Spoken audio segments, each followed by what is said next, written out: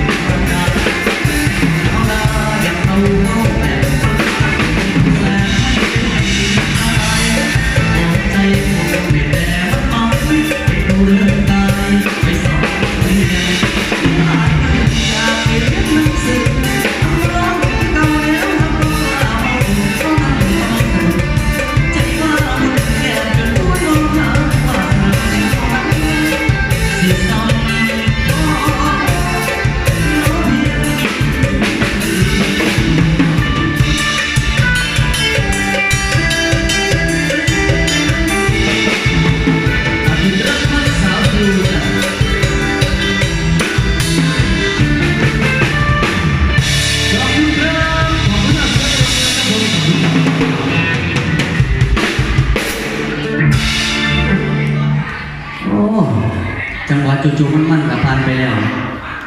คือบ่มีคนลุกเต้นน้ำนอเรื่องเล่าของคำขึ้นนี้มันเป็นจังไดนอหรือว่าเป็นเพราะว่าของภาษาดนบ่ไม่จังไดมันท่านได้จวดอยู่